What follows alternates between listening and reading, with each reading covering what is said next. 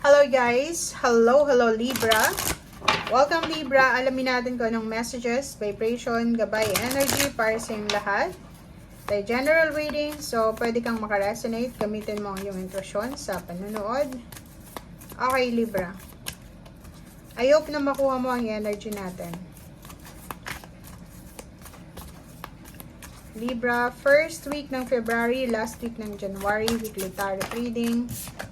Okay, cultivating prosperity. Oh, may kuni-cultivate ka bang prosperity ngayon? The abundance of the universe is pouring into my life. Wow, Libra. Congratulations sa iyo. Okay. Dito sa barahang to, nakikita natin nagtatanim ka, 'di ba? Nagtatanim ka ng prosperity, ng abundance. So, syempre, it's a good karma. Kung ano yung itinanim mo, ganun din yung aanihin mo. So, if ever ngayon pa lang is nagko-cultivate ka na, or nagtatanim ka ng magandang bagay, ibabalik yan sa'yo ng universe ng maganda din. So, it's a good karma. Okay.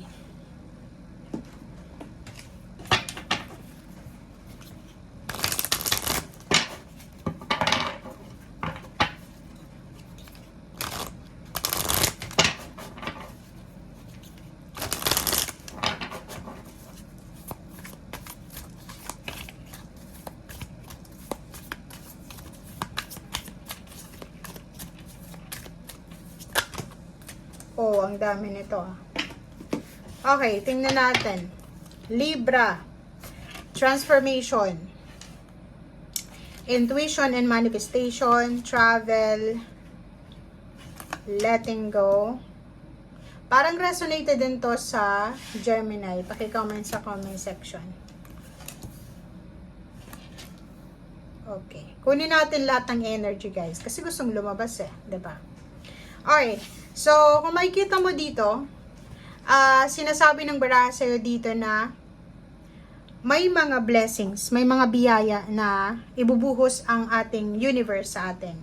So, pwedeng ito ay current situation or pwedeng preparation pa lang to. So, Libra, if nag-cultivate ka ng prosperity, ng abundance, ng good deeds, syempre, ang aanihin mo rin, like, simple, di ba? Kung tayo ay nagtatanim, simple lang, gulay. Kung tayo ay mahilig magtanim ng gulay, may aanihin tayong gulay. So, hindi na tayo bibili ng gulay sa market. 'Di ba?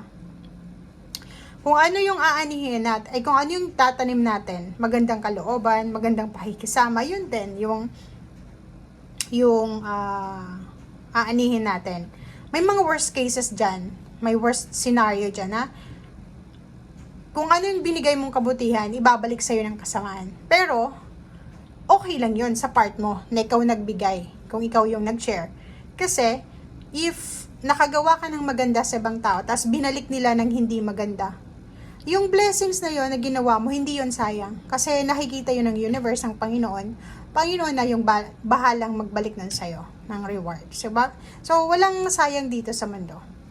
Okay, so sinasabi ng baraha sa atin dito na may ibang Libra na may gustong-gusto kayong gawin eh. Like negosyo, relationship, may ibang gustong mag-travel, gusto nilang makapag-asawa ng ganitong klase ng individual.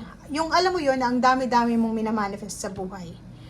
Sinasabi ng baraha sa'yo dito na kung may pinto na nagsara sa buhay mo or may pinto na nag-close, may mga windows and pinto din, may mga malalaki pang gateway ang posibleng magbukas para sa'yo.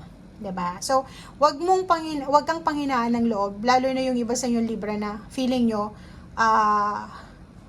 hindi kayo yung klase ng taong yung minamanifest nyo biglang nangyayari. 'Di ba? Parang iniisip nyo pinaghihirapan nyo lahat ng blessings na meron kayo.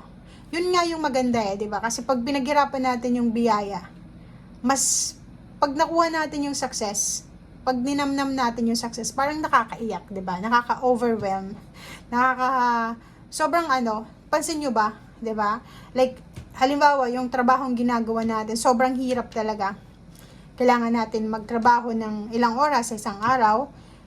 Tapos pag dumating na yung sweldo, nakakaiyak siya, 'di ba? Kasi feeling mo lahat ng pagod mo, lahat ng pagpupuyat mo, lahat ng mga stress mo, ay may kapalit pala. So, mas magiging mas motivated ka na trabahuin ito.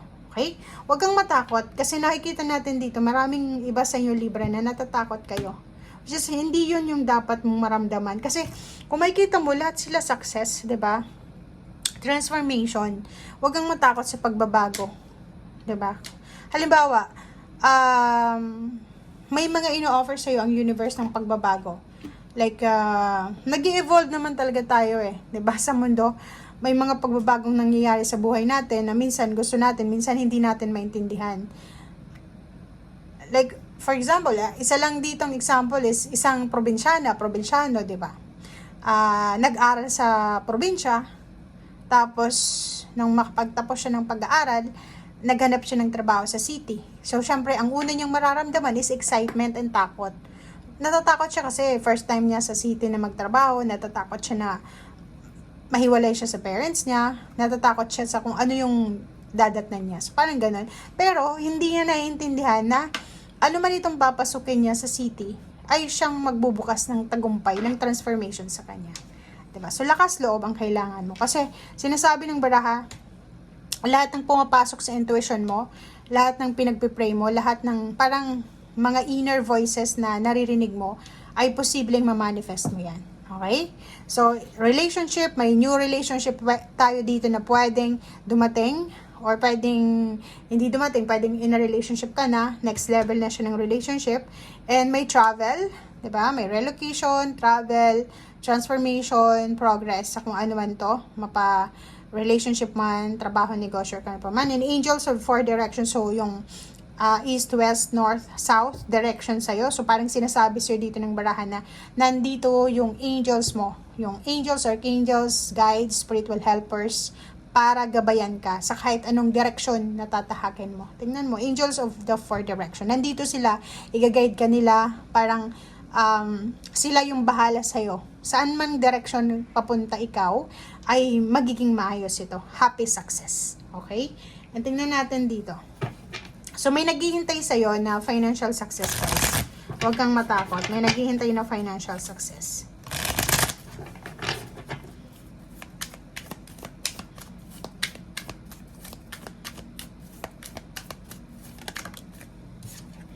Okay. So, yun. This week, kailangan mo lang nakalmahin ang iyong emosyon. Kalmado lang kasi sinasabi ng baraha, planado na, planchado na lahat eh. 'Di ba? Maganda yung possibilities na naghihintay opportunity sa buhay mo. So, wag kang mag-alala. Kalmahin mo ang iyong sarili kasi yun na nga, sinasabi ng baraha sa'yo dito, nandito yung 4 na angels or archangels sa buhay mo para gabayan ka sa bawat direksyon na tatahakin mo. Okay? So, thank you guys. Bye!